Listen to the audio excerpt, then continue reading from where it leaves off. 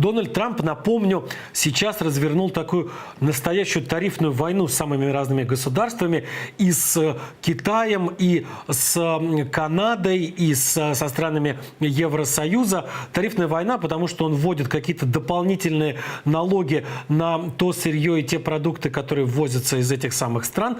В ответ те государства, которые пострадали от инноваций Трампа, вводят свои повышенные тарифы на продукцию, которая ввозится из Соединенных Штатов Америки.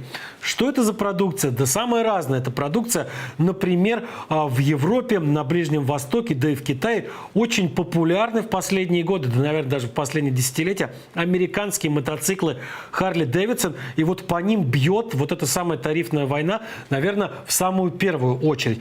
Давайте сейчас сюжет про Harley Davidson, а потом расскажу, как пострадал производитель этих легендарных мотоциклов.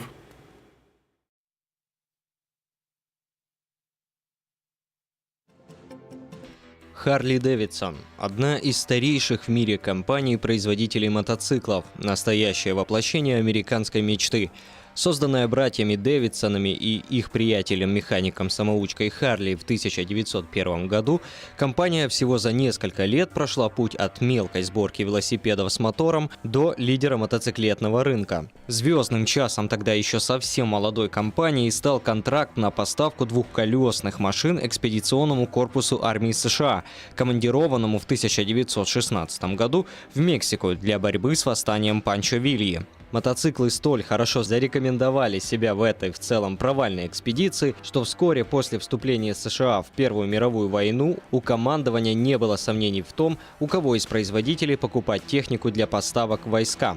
За примерно 1,5 года участия штата в войне армия Соединенных Штатов Америки получила свыше 20 тысяч Харлеев.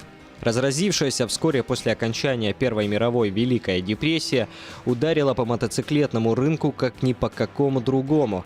Моментально превратившаяся в роскошь для стремительно беднеющего населения, мотоциклы просто перестали покупать.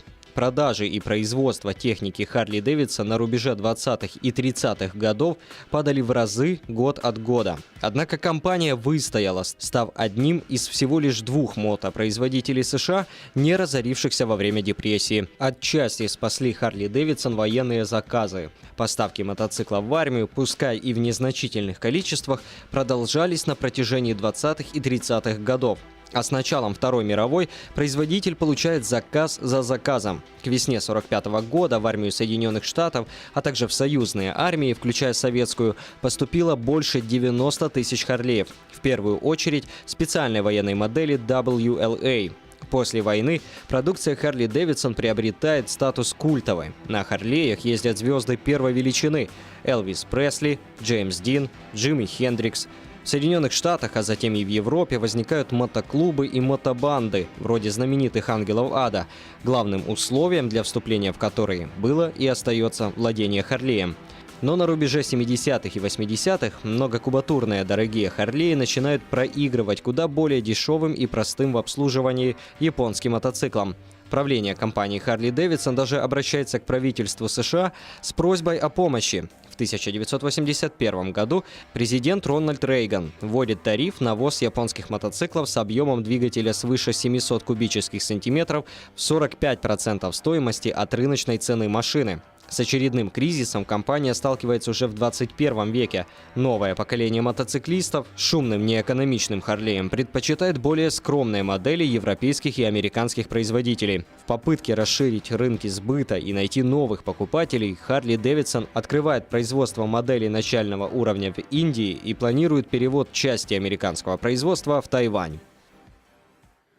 Так вот, тарифы к чему привели? Вот очередная тарифная война. Теперь за сталь и за алюминий заплатит Harley Davidson на $20 миллионов больше, чем платил в прошлом году при тех же объемах закупки, потому что сталь и алюминий не производятся в достаточном количестве для Harley в Штатах. Их приводится завозить из Канады, из Китая и из других государств. И еще столько же, еще $20 миллионов Harley потеряет на вот ответных тарифах, которые установлены Европейским Союзом для ввоза американской продукции. Всего 40 миллионов потеряет только один производитель, только одна американская легенда от вот этой вот развязанной Дональдом Трампом войны. Что ж,